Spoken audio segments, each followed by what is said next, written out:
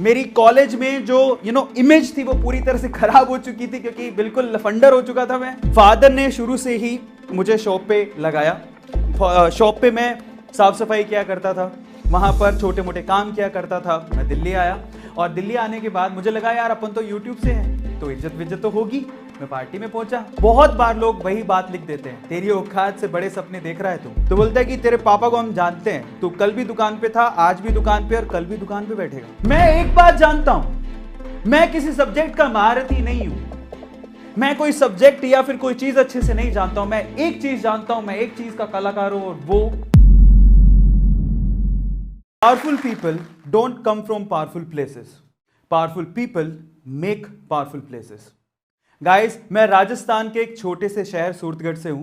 आप में से बहुत सारे लोगों ने शायद उस सिटी का नाम भी नहीं सुना होगा। पापा शॉपकीपर हैं, मम्मा हाउस वाइफ है।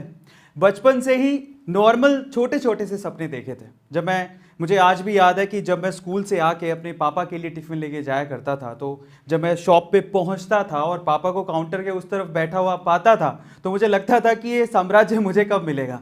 मतलब मेरे लिए वही एक माहेशमती का साम्राज्य था, और इतना ही बड़ा सपना देखा था। छोटी सिटी थी, इससे ज़्यादा सपने कभी दिमाग में आते ही नहीं थे, क्योंकि सपने बड़े तब देखे जाते हैं जब माहौल ऐसा हो। तो सवाल ये उठता है कि इतने सिंपल सादे छोटे से सपने देखने वाला आज यहां तक कैसे पहुंच गया। दो यूट्यूब के चैनल, जिसमें से एक यूट्यूब चैनल 2 मिलियन, दूसरा यूट्यूब चैनल 4 मिलियन। पर सवाल ये उठता है कि वो लड़का जो इतने सादे सिंपल ख्वाब देखता था, जो सोचता था कि पापा के शो पे बैठने को मिल जाए, वो यहां तक कैसे पहुंच गया। ऐसा कोई सोशल मीडिया प्लेटफॉर्म नहीं है जहां पर A2 मोटिवेशन या फिर अरविंद अरोड़ा के वीडियोस पहुंचे ना हो। आज मैं आपको बताने वाला हूं मेरी स्टोरी में कि मैं यहां तक कैसे पहुंचा। आप जानना चाहते हैं? उसके पीछे का रीजन है लोग। उसके पीछे का रीजन है जब लोग आप पे शक करते हैं, आपकी कैपेबिलिटी पे शक करते हैं और बोलते हैं कि तेरी औकात इतनी है। जब बात औकात पे आती है ना, तो इंसान कुछ भी कर जाता है। तो चलो शुरू करते हैं मेरी स्टोरी को। मेरी जिंदगी में पहली बार उंगली की मेरे मामा ने सॉरी मामा, आपका नाम ले रहा हूं, मैं बहुत प्यार करता हूं आपसे। बट द थिंग इज, ये स्टोरी कैसे शुरू होती है मैं आपको बताता हूं। तो फादर ने शुरू से ही मुझे शॉप पे लगाया। शॉप पे मैं साफ सफाई किया करता था, वहां पर छोटे मोटे काम किया करता था। अब बेसिकली हुआ कुछ यूं कि मैं 2 या 3 साल से लगातार शॉप पे जा रहा था। तो एक बार मैं मेरी मम्मा के साथ ननिहाल गए, और जब ननिहाल में बैठे हुए थे तो ऐसी बात चलते चलते नानी ने पूछ लिया कि भाई तू क्या करेगा। तो उस टाइम पे मामा ने कहा कि ये तो दुकान ही बैठेगा और कहां जाएगा। तो मैंने कहा आपको कैसे पता? तो बोलता है कि तेरे पापा को हम जानते हैं, तू कल भी दुकान पे था, आज भी दुकान पे और कल भी दुकान पे बैठेगा। हालांकि मुझे भी दुकान पे ही बैठना था, लेकिन वो तो भगवान बन गए यार, मेरा फ्यूचर लिख रहे हैं, मेरा फ्यूचर लिख रहे हैं। अब यहीं से मुझे एहसास हुआ कि ये है मेरी लाइफ की पहली उंगली। मुझे माहिष्मती साम्राज्य चाहिए था, पर अब नहीं चाहिए। अब मैंने सोच लिया था कि मैं वापस आऊंगा, पढ़ाई करूंगा, दुकान गई तेल लेने, अब मुझे मेहनत करनी है और मेरे मामा को गलत प्रूफ करना है। पहली उंगली वाली स्टोरी खत्म होती है, मैं बाहर जाने को तैयार था, मेरे मामा को मैं गलत प्रूफ करने को तैयार था। अब होती है दूसरी उंगली, वो मेरे पापा ने की। I am sorry dad, I respect you a lot, but the thing is, अब दूसरी उंगली की कहानी सुनिए। एक्चुअली हुआ कुछ यूं कि मेरा सिलेक्शन हो गया, मुझे बाहर जाना था और मेरे मामा को गलत प्रूफ करना था। लेकिन फादर, अब इनको भी तो मनाना था, फीस कौन भरता। वहां से फादर ने बोला ठीक है, पर बहुत रूडली उन्होंने हाँ भर दी। पर उन्होंने बोला कि मेरे पास पैसे नहीं है तेरे फीस देने के, बहुत ज़्यादा फीस है, मेरे पास पैसे नहीं है। और एक्चुअली उनकी सिचुएशन भी ठीक थी, उनको लोन वोन लेना पसंद नहीं था, और 2 बहनें थी, उनकी शादियां करनी थी। तो इन दैट केस यार, वो इतनी फीस मेरे लिए, वो भी उनको लगता था कि इंजीनियरिंग का कोई फ्यूचर ही नहीं है, वो कैसे भरते हैं। सो मैंने कहा ठीक है, उसको भी मैं कुछ जुगाड़ करता हूँ। मेरे भैया हैं, उनके सजेशन के बाद मैंने एक एजुकेशन लोन लिया, और एजुकेशन लोन लेने के बाद चेक मुझे मिला मेरी पहली फीस का, और जिस रात को मुझे जाना था उस बस की टिकट भी थी मेरे हाथ में। तो अब ये जो इंसिडेंट है बेसिकली मेरे फादर की उंगली करने का है। तब हुआ कुछ यूँ कि हम लोग बस स्टैंड पर खड़े हैं, और मेरे फादर लगा भाई आने वाली है बस, थोड़ा और समझा लेता हूँ शायद रुक जाए। सो इन दैट केस पापा ने मुझे बहुत प्यार से बोला, जब 5 ही मिनट रह गए थे बस आने में, और मैं अपना लगेज वगेज लेके खड़ा हुआ था। पापा साथ नहीं जा रहे थे, मैं अकेले ही जा रहा था, और पहली बार जा रहा था इतने बड़े शहर जयपुर में, बहुत छोटी सिटी से निकल के। सो फादर बोलते हैं कि बेटा मेरी बात सुन, बहुत प्यार से बोला, मतलब वहां पे साम और दाम छोड़े नहीं उन्होंने। बोले कि देख बेटा, अभी तो अगर तू घर चलता है तो ये टिकट के 125 रुपए का नुकसान होगा, और अगर तू नहीं गया तो तेरी फीस ये जो दिख रही है ना, जो चेक लेके घूम रहा है, उसका भी नुकसान होगा, क्योंकि इंजीनियरिंग कोई वैल्यू नहीं है और तू कुछ कर नहीं पाएगा, इसलिए चल घर, अभी भी सोच ले। मैंने कहा ये तो मेरी लाइफ की दूसरी उंगली है अब तो उन्हें भी गलत प्रूव करना है। मैंने पापा को साफ साफ बोला, जिंदगी का मेरा डिसीजन है, गिरूंगा तो मैं आप पे ब्लेम नहीं करूंगा, ये मैं आपको वादा करता हूं। अब यहां से क्योंकि मुझे मेरे फादर को गलत प्रूफ करना था कि भाई वो जो बोल रहे हैं कि इंजीनियर कुछ नहीं कर सकता, इंजीनियरिंग से कुछ उखड़ता नहीं है, कुछ नहीं होता, अब यहां से मुझे आगे आने वाली जिंदगी जीनी थी। मैंने पहले साल बहुत मेहनत की, हिंदी मीडियम से पढ़ा हुआ था, लेकिन आपको पता है इंजीनियरिंग की सारी जो किताबें होती है वो इंग्लिश में होती हैं। सो एग्जाम्स दिए, बहुत मेहनत की, और पहले साल में 74-75% से मैंने अपना फर्स्ट ईयर कंप्लीट किया। लेकिन सेकंड ईयर तक आते आते भाई को हवा लग गई। अब भाई को हवा लग गई, भाई है ना अफरा तफरी कर रहा है, बाइक वाइक ले ली थी, इधर उधर घूम रहा है, कॉलेजेस में ध्यान नहीं है, पढ़ाई में ध्यान नहीं है। अब ये भी भूल गया था उस टाइम पे कि भाई मैंने एजुकेशन लोन लिया हुआ है, ये भी भूल गया था मुझे मेरे मामा को जवाब देना है, मेरे पापा को जवाब देना है, जो कि ये तो सोच के बैठे हुए हैं कि इंजीनियरिंग के बाद भी हमारे सिर पे आके बैठेगा। अब यहां से एक बहुत ही इंपॉर्टेंट इंसिडेंट हुआ मेरी लाइफ में, और वो ऐसा था जिसने शायद मेरे माइंड को ही बदल दिया था। और वो ये था कि एक्चुअली सेकेंड ईयर में मेरी बैक लगते लगते बची थी। इन दैट केस मैं शाम में खाना खाने जाता था, तो वहां पर मालवीय नगर, जिसको पता हो जयपुर में उनको पता है, सो वहां पर बैठ के मैं खाना खा रहा था। तो वहां पर रात को 9 बजे सन्नाटा ही था। आपको पता है रात को 9 बजे सर्दियों में कौन बाहर निकलता, बैठा हुआ था, तो कुछ और देखने लायक था नहीं। मैंने अपना खाने का ऑर्डर कर दिया, तो सामने एक फैमिली बैठी हुई थी, और फैमिली में एक बूढ़ी माँ थी, और उसका हस्बैंड था, और उनका एक बेटा था। और वो बेटा एक्चुअली ऑलमोस्ट 40 साल का था। अगर मैं आपसे सवाल पूछूं कि अगर ये दंपत्ति और ये फैमिली बैठी हुई है, और इनमें से अगर किसी को होटल में जो बिल आने वाला है वो पे करना है, तो किसको पे करना होगा? आप में से ज्यादातर लोग पक्का ये बोलेंगे कि वो उस बेटे को पे करना चाहिए। 40 साल का बेटा कमाता होगा, अपने माँ बाप के लिए इतना तो कर ही सकता है। मैंने भी यही सोचा, रिलैक्स होके बैठा हुआ था। लेकिन उसके बाद जो हुआ, उसके बाद मेरे ना दिमाग में घंटियां बजने लग गई। हुआ कुछ यूं कि फादर खाना खा रहे थे, वो बेटा भी पानी पिए जा रहा था। अब मुझे पता नहीं सिचुएशन क्या थी, पर वो बूढ़ी मां खड़ी हुई काउंटर पे गई, अपने ब्लाउज से पैसे निकाले और पे किए। मैं नहीं जानता उनकी सिचुएशन क्या थी, लेकिन वहां से घंटी जो दिमाग में बजी वो ये कि अरविंद अरोड़ा, अगर तेरी यही हालत रही तो एक दिन तू भी किसी अच्छे होटल में अपने माँ बाप को खाना नहीं खिला पाएगा। निकल बाहर और कुछ कर। वहां से सेमेस्टर में मेरी बैक लगी थी। मेरी कॉलेज में जो इमेज थी वो पूरी तरह से खराब हो चुकी थी, क्योंकि बिल्कुल लफंडर हो चुका था मैं। क्लास में मेरे साथ कोई बैठता नहीं था। अब लोग यहां से डिलेमा में आ जाते हैं, और मे भी हो सकता है कि इतना ज्यादा प्रेशराइज हो जाते हैं कि मेरे साथ तो कोई बैठता ही नहीं है, इतना ज्यादा सीरियस हो जाते हैं कि वो इंजीनियरिंग छोड़ने की बात भी सोच लेते हैं। मैंने भी सोची थी, मुझे लगा था कि यार मुझे इंजीनियरिंग छोड़ देनी चाहिए, लेकिन फिर दिमाग में आता था कि मैं बहुत कुछ बोल के आया हूं घर से, यार मैं नहीं जा सकता वापस। मैंने इसी सिचुएशन को, जहां पर मैं बिल्कुल गिरा हुआ था, इसको मैंने एडवांटेज के तौर पे लिया। सो वहां से मैंने अपना बिल्कुल ध्यान जो भटक गया था पूरा कंसंट्रेट किया स्टडीज के ऊपर, और बिल्कुल फोकस कर लिया स्टडीज के ऊपर। फाइनली मेरी इंजीनियरिंग में जो सेकंड लास्ट सेमेस्टर था वो सिल्वर मेडल से मैंने खत्म किया, और फाइनली जो लास्ट सेमेस्टर था और लास्ट इंजीनियरिंग पूरी कंप्लीट की मैंने ऑनर्स के साथ। मेरे हाथ में एक जॉब का लेटर भी था, मेरी जॉब लग चुकी थी, लेकिन प्रॉब्लम ये थी कि उसकी जो ज्वाइनिंग आने वाली थी वो आने वाली थी, हमारा सेमेस्टर खत्म हो गया था मई में, ज्वाइनिंग आने वाली थी फरवरी में। सो मेरे पास बहुत लंबा समय था। मैं क्या करता, था ही नहीं कुछ करने को, तो मैंने वहां से जॉब करनी शुरू की। एक कॉलेज में जॉब पकड़ी, और मेरी पहली जॉब एक्चुअली, ये बात है सितंबर की, फरवरी में मेरे को जॉब का लेटर आने वाला था, लेकिन सितंबर में मुझे जरूरत पड़ रही थी पैसों की, और मैं चाहता था कि यार मैं घर से कम पैसे ना मांगू। तो मैंने अपनी पहली जॉब शुरू की 11,000 रुपए में। इनफैक्ट वो 10,400 रुपए ही थे। वहां से मैंने पहली जॉब शुरू की। दूसरे कॉलेज से ऑफर आया, वहां से 20,000 का ऑफर आया। फिर मेरे को एक इंस्टीट्यूट का ऑफर आया कि तुम हमारे साथ जुड़ो। मैंने वहां पर ज्वाइन किया। वहां पर भी क्योंकि मेरे पास एक चीज थी, वो बहुत खास थी, वो था पढ़ाने का तरीका, बोलने का तरीका, कम्युनिकेशन। वो बहुत इंपॉर्टेंट चीज थी मेरे पास। मैं ये नहीं कहता हूं कि मुझे किसी सब्जेक्ट की नॉलेज है। पता है एक चीज जो हर एक बंदे को सीखनी चाहिए हाउ टू सेल में, देखो ऐसा कोई दुनिया में इंसान नहीं है जो सब कुछ जानता हो, लेकिन जो इंसान ये जानता है कि किसी उत्तर किसी प्रश्न का जवाब, किसी प्रश्न का आंसर, किसी क्वेश्चन का आंसर कैसे ढूंढना है, तो वो बंदा लाइफ में कभी पीछे नहीं रह सकता। ये आप लोगों को ध्यान रखना है। परफेक्ट कोई भी नहीं होता है लाइफ में, परफेक्ट कोई भी नहीं होता, लेकिन अगर आप ये जानते हो कि किसी क्वेश्चन का आंसर कैसे ढूंढना है तो आप लाइफ में कभी पीछे नहीं रहोगे। और कुछ ऐसा ही मेरे साथ था।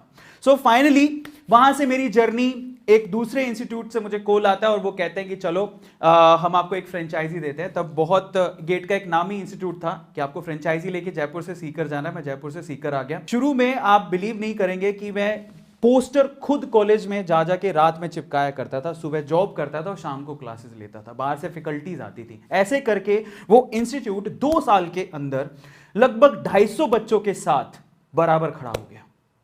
बहुत अच्छे तरीके से, एकदम ऐसे लगा कि हाँ मेरी लाइफ सेट हो गई है। लेकिन फिर से लाइफ में अप्स आते हैं तो पक्का मेरी लाइफ में डाउन तो जरूर आते हैं। लेकिन अब तक मैं ये बात समझ गया था कि अगर मेरी लाइफ में कहीं डाउन टाइम आएगा तो इसका मतलब ऊपर वाले ने कुछ बड़ी चीज रखी है मेरे लिए, वो मुझे कुछ बड़ा देने वाला है। क्योंकि हर बार जब भी मैं गिरा तो इस लेवल से उठा के लोग देखते रह गए।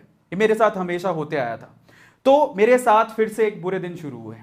मेरे पार्टनर ने बोला कि अब हम इंस्टीट्यूट को चलाएंगे, तुम जाओ।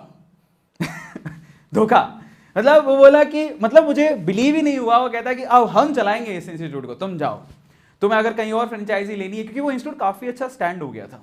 अब मैं तो डिलेमा में था। अब अजीब सी बात हो गई थी लाइफ में। अब मैं क्या करता, मुझे समझ ही नहीं आ रहा था। उन्होंने मुझे कुछ पैसे दिए, बोले कि अब यहां से जो कमाई होगी उसका कुछ परसेंटेज आपको दे दिया जाएगा, अब आपको यहां पर रहने की जरूरत नहीं है। मैं कुछ अपोज करता भी तो मुश्किल था मेरे लिए, क्योंकि वो मैं उस टाइम पे अकेला था, इतना पावरफुल नहीं था, वो लोग बहुत पावरफुल थे। पर मैंने एक बात सोच ली, जिंदगी में ना एक चीज आप याद रखो, लोग आपको आपकी औकात बताएंगे, आपको चैलेंज करेंगे, उसको ध्यान से सुनो, अपने दिमाग में डाल लो उसको, जवाब कभी पलट के मत देना। क्योंकि जिस दिन आपने जवाब दे दिया ना, आप ना उस ऊंचाई तक नहीं पहुंच पाओगे जहां पर ऊपर वाला आपको पहुंचाना चाहता है। मैंने चुपचाप उसकी बात सुनी। मैंने उस दिन फैसला किया कि मैं, ये बोल रहा है छोड़ने को, मैं छोड़ दूंगा। अब उसने जो मेरे पार्टनर ने पैसे दिए थे, अब मैं थोड़ा और पीछे लेके चलता हूं। वो इंस्टीट्यूट ऑलमोस्ट 6 महीने में बंद हो गया। उसने कहा था हम चलाएंगे तो इंस्टीट्यूट 6 महीने में बंद हो गया। एंड फाइनली मैं भी सड़क पे आ गया था, क्योंकि मेरे पास अब बचे थे मात्र 8,000 रुपए। किराया था 10,000 रुपए भरने थे, पैसे थे ही नहीं। जिंदगी ने कहा बहुत हो गया आध्यात्म बेटा, उठो, जिंदगी में आगे पुरुषार्थ भी करना पड़ता है। तो मैं उठा वहां से और उठ के बाहर निकला, क्योंकि अब किराया देना है, नहीं तो मकान मालिक बाहर निकाल देगा। पापा से मांग नहीं सकते, क्योंकि उनको तो पहले ही जवाब दे के आए कि जिंदगी में जो कुछ करेंगे, गलत हुआ सही, हम ही उसके जिम्मेदार हैं, आप तो है नहीं। तो ऐसा करके जब निकले हो तो आप किस शक्ल से मुंह दिखाओगे? तो निकलो बाहर, कुछ करो। अपने आप को बाहर निकाला और इतनी शक्ति मैंने अपने अंदर पा ली थी, मुझे लगा था कि यार मैं कुछ ना कुछ तो कर ही लूंगा। मैं बाहर निकला। मैं एक बात जानता हूं, मैं किसी सब्जेक्ट का महारथी नहीं हूं, मैं कोई सब्जेक्ट या फिर कोई चीज अच्छे से नहीं जानता हूं। मैं एक चीज जानता हूं, मैं एक चीज का कलाकार हूं, और वो बोलने का, वो पढ़ाने के तरीके का, और वो मुझे आता था। आपकी लाइफ, मेरे फादर भी कहते हैं इस चीज को, कि आपको जरूरी नहीं है कि बहुत सारी चीजें आए, आपको एक चीज आए, लेकिन उसमें आप परफेक्ट होने चाहिए हो। आप जिंदगी में कभी भूखे नहीं मरोगे, और ये चीज मुझे आती थी। अब मैं निकला बाहर। एक इंस्टीट्यूट था, वहां पे एक डेमो था गेट की। अब मुझे तो गेट की क्लासेस लेनी आती थी, तो मैं वहां पर डेमो देने गया। 2 बार क्लास ली मैंने। 2 बार क्लास लेने के बाद तीसरे दिन वो मुझे बताने वाला था कि बैच चालू होगा कि नहीं होगा। मैं तीसरे दिन जब गया तो वहां पर गुजरातियों के ना, वहां पे, मतलब अगर गुजरात में आप लोग रहे हो तो वहां पे खास बात होती है कि क्लास किसी और की होती है और क्लास किसी और की चल रही होती है। मतलब वो रेंटेड में ही लोग क्लास चलाते हैं, इधर उधर बच्चों को मूव करके, खुद के क्लासरूम्स वहां पे होते नहीं है। तो मैं वहां पर गया, मैंने पूछा कि यार वो कल मैं क्लास लेने आया था, वो कहाँ गया? बोले वो तो गए छोड़ के। तो मैंने कहा ये क्या हो गया, 2 दिन डेमो लिया था, पैसे भी नहीं दिए। तो बोलता है कि वो तो गए, वो तो जाना ही था, बंद हो गया वो। तो मैं उदास हो गया। अब गुजरातियों की बड़ी खास बात है वहां पर, क्या, एक तो वो लोग टैकी हैं, दूसरा वो मेरे, जो मैं डेमो दे रहा था, तो वो बंदा मेरे लेक्चर्स को, मेरे कॉन्फिडेंस लेवल को देख रहा था बराबर से। तो जब मैं फाइनली अपना मुंह छोटा करके निकल रहा था बाहर, तो उसने पीछे से आवाज लगाई, बोले कि अरविंद भाई। मैंने कहा हाँ, आपके लिए एक ऑफर है। मैंने कहा क्या? बोले कि अरविंद भाई, मैंने आपके डेमो देखे, अब बहुत बढ़िया पढ़ाते हो, मेरे पास ऑफर है आपको, मुझे पता है कि आपको पैसे चाहिए, मैं आपको पैसे दे सकता हूं। मैंने कहा वो कैसे? बोले आपको पढ़ाना है। मैं कहा पढ़ा लूंगा। मैंने क्या पढ़ाना है? बोले केमिस्ट्री। उनका केमिस्ट्री केमिस्ट्री पढ़े 10 साल हो गए मेरे भाई, अब तो ये भी नहीं पता कि केमिस्ट्री के से शुरू होता है कि सी से, कहां से पढ़ाऊंगा। तो बंदा बोलता है कि अरविंद भाई तुम्हारे डेमो में ना एक चीज देखी है, तुम बहुत बढ़िया पढ़ाते हो, और एक टीचर एक कलाकार के लिए ना सब्जेक्ट मैटर नहीं करता। मतलब अंदर आग भर दी उस बंदे ने, इतना कॉन्फिडेंस तो मेरे को किसी ने, मुझे खुद ने ही नहीं मैंने कभी दिखाया। मैंने कहा ठीक है। उस टाइम पे क्या था कि अब किसके पास केमिस्ट्री पढ़ने जाते, लेकिन एक रिसोर्स था, वो था YouTube। अब यहां से YouTube की एंट्री होती है मेरी लाइफ में। YouTube पे मैंने अलग अलग एजुकेटर्स के जो केमिस्ट्री पढ़ाते थे उनके लेक्चर्स देखने शुरू किए, और उनमें से कोई एक का लेक्चर मैंने पकड़ा, और एक डेमो ही तो तैयार करना था। मुझे लगा कि देखते हैं डेमो के बाद क्या होगा, अगर फाइनल होता है तो मैं कंटिन्यू करूंगा। तो मैंने उसका पूरा का पूरा लेक्चर अच्छे से देखा, अच्छे से दिमाग में उतार लिया, और फिर उसको मेरी जो पढ़ाने की टेक्निक है उससे जोड़ा, और मैं गया डेमो देने। जब मैं डेमो लेके बाहर निकला तो अगले आधे घंटे में टोटल उसमें 15 बच्चे बैठे हुए थे, 14 स्टूडेंट ने वहां पर उस कोचिंग सेंटर में एडमिशन ले लिया। वहां से मेरी लाइफ एकदम फ्लिप करती है। मैं गेट के इंजीनियरिंग के सब्जेक्ट पढ़ाने वाला अचानक से केमिस्ट्री टीचर बनने वाला था। घूम गई एकदम से लाइफ। वो इतना खुश था कि वो बोलता है मुझे कि अरविंद भाई अब तुम हमारे पार्टनर हो, अपन साथ में काम करेंगे, केमिस्ट्री आप पढ़ाओगे, मैं मैथ पढ़ाऊंगा, अपन साथ में काम करेंगे, बराबर बांटेंगे। अरविंद भाई तुम तो बहुत गजब। मतलब ये है दोस्तों कि एक्चुअली क्या होता है, हम लोग काफी बार बोलते हैं कि मौका मिलेगा तो बता देंगे। अब हम लोग मौके के इंतजार में रहते हैं कि मौका हमारी जिंदगी में आएगा। मैं आपसे बोलता हूं मौके आते नहीं हैं, मौके बनाने पड़ते हैं, और मौके के टाइम पे चौका मारना पड़ता है। आप तैयार रहो। और मैं आप लोगों को आगे, मैंने जिंदगी में सिर्फ किस्मत की डेफिनेशन सुनी थी, अब किस्मत किसे बोलते हैं वो मैं आपको बताने वाला हूं थोड़ी देर में। वहां से मेरी chemistry as a teacher journey शुरू हुई। तब मैं जब पढ़ाता था तो मैंने सोचा कि यार जब मैं पढ़ाते ही हूं तो रिकॉर्ड करके क्यों ना यूट्यूब पे डाल दूं। तो मैंने जनरली यूट्यूब का एक चैनल खोला, और वहां पर मेड इजी केमिस्ट्री के नाम से चैनल खोला, और वहां पर केमिस्ट्री के वीडियोज अपलोड करने शुरू कर दिए। शुरू में कुछ खासा रिस्पॉन्स नहीं आता था, क्योंकि उस टाइम पे क्या था कि यूट्यूब का सीन कुछ ऐसा था कि वहां पर एंटरटेनमेंट के ज्यादा चैनल चलते थे, एंटरटेनमेंट के वीडियो ज्यादा देखे जाते थे, एजुकेशन के कौन देखता था, इतने नहीं देखते थे। बट मैंने कहा ठीक है, क्या फर्क पड़ता है, एक बार डालते हैं। तो धीरे धीरे करके 6-7 महीने के अंदर वहां पर कोई 3 से 4 हजार सब्सक्राइबर्स हो गए, और बेसिकली बोर्ड एग्जाम आए थे तो उसमें काफी ज्यादा वीडियोस मेरे थोड़े पॉपुलर हो गए, निकलने लग गए। सो फाइनली अब मेरी लाइफ की सबसे इंपॉर्टेंट चैलेंज आने वाला है, सबसे इंपॉर्टेंट उंगली आने वाली है, जिसने मुझे यहां तक पहुंचा दिया। वो मेरी लाइफ में एक ऐसी मूवमेंट थी जहां से मैं कंप्लीटली चेंज ही हो गया। एक्चुअली हुआ कुछ यूं था कि YouTube पे काफी अच्छा परफॉर्म कर रहा था, वहां से सिल्वर प्ले बटन जीत चुका था, अच्छा खासा केमिस्ट्री टीचर के तौर पे नाम था। तो टिकटॉक अगर आप लोगों ने सुना हो तो टिकटॉक का उस टाइम पे क्या था, सिर्फ एंटरटेनिंग वीडियोस चलती थी, तो उनको अपना एजुटॉक शुरू करना था, और इसीलिए उन्होंने बहुत सारे अलग अलग यूट्यूब के एजुकेटर्स को इन्वाइट किया एक पार्टी के अंदर, ताकि वो वहां पर टिकटॉक की जो इमेज बन गई थी, सो कॉल्ड इमेज की, वहां पर सिर्फ एंटरटेनमेंट की वीडियोस ही चलती हैं, वहां पर वो एजुकेशन को प्रमोट करने के लिए उन्होंने हमें बुलाया। मैं दिल्ली आया, और दिल्ली आने के बाद मुझे लगा यार अपन तो यूट्यूब से हैं तो इज्जत विज्जत तो होगी। मैं पार्टी में पहुंचा, कोई पूछ ही नहीं रहा। सो फाइनली वहां पर जितने ऑर्गेनाइजर्स थे उनका सबका फोकस टिकटॉक के क्रिएटर्स पे ही था, यूट्यूब वालों पे तो कुछ था ही नहीं। और एक्चुअली मैंने सोचा यार अपन यूट्यूब वाले हैं और इन्होंने स्पेशली बुलाया है एज एन एजुकेटर, शायद ही कुछ रिस्पेक्ट देंगे, कुछ रिस्पॉन्स देंगे। कुछ रिस्पॉन्स नहीं था। मैं तब घुसा एक यूट्यूबर के तौर पे टिकटॉक के अंदर, ताकि मैं टिकटॉक वालों को बता सकूं कि हम यूट्यूबर कम नहीं है। ये चैलेंज लेके मैं घुसा, और तब मैंने वहां पर शॉर्ट वीडियोस क्रिएट करने शुरू किए, और फाइनली टिकटॉक पे जब 7.2 मिलियन फॉलोअर्स मैंने बना लिए तो रातों रात खबर आती है कि भारत सरकार ने टिकटॉक को बैन कर दिया है। मैं टिकटॉक बंद होने के बावजूद भी वीडियो क्रिएट करने बंद नहीं किए। मैंने एक बात अपने आप से बोली कि आज एक दरवाजा बंद हुआ है तो कल 100 दरवाजे खुलेंगे। और ये बात की भनक हमें पहले लग गई थी कि ये लोग थोड़ी शॉर्ट वीडियो के प्लेटफॉर्म को छोड़ देंगे। अब मैं आपको बताता हूं कि किस्मत किसे कहते हैं। टिकटॉक पे काम करते हुए मैं 500 शॉर्ट वीडियोस बना चुका था, मैं तैयार था। और ये बड़े बड़े प्लेयर्स यूट्यूब, इंस्टाग्राम, फेसबुक के शॉर्ट वीडियोस के लिए प्लेटफॉर्म लॉन्च करने वाले थे। किस्मत क्या होती है पता है? किस्मत होती है, लक किसे कहते हैं मालूम है? लक क्या होता है? जब आप तैयार हो और आपके सामने अपॉर्चुनिटी भी हो। ये दोनों चीजें जब मिक्स हो जाती है तो वही किस्मत कहलाती है। और पहली बार जिंदगी में मैं अपने आप को लकी फील कर रहा था, क्योंकि मैं तैयार भी था 500 वीडियो के साथ, और मेरे सामने एक नई नई अपॉर्चुनिटी भी थी।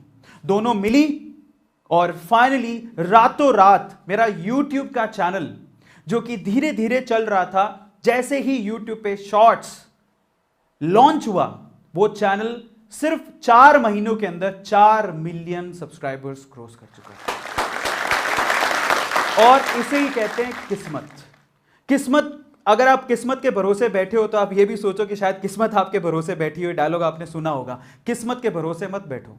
सिर्फ ये सोचो कि आप लोग तैयार हो और आपके पास अपॉर्चुनिटी है क्या। दोनों की मिक्सिंग ही लक कहलाती है। फाइनली गाइस, मुझे चैलेंजेस देने वालों से कोई प्रॉब्लम नहीं है। अगर वो लोग नहीं होते तो शायद मैं यहां तक पहुंचता ही नहीं। और आजकल तो मैं अपने आप को ओपनली चैलेंज दे देता हूं। हालांकि मैं देखता हूं चैट में लोग क्या लिखते हैं। बहुत बार लोग वही बात लिख देते हैं, तेरी औकात से बड़े सपने देख रहा है तू। तो मैं उनको एक ही जवाब देता हूं। वो जवाब मेरा ये होता है कि मैं नहीं बदलूंगा अपने सपनों को अपनी सच्चाई से मैच कराने को। मैं बदलूंगा अपनी सच्चाई को ताकि वो मेरे सपनों से मैच कर सके। इस वीडियो के बारे में अपनी राय नीचे कमेंट सेक्शन में हमें बताएं और अपने दोस्तों के साथ ये वीडियो शेयर करना ना भूलें।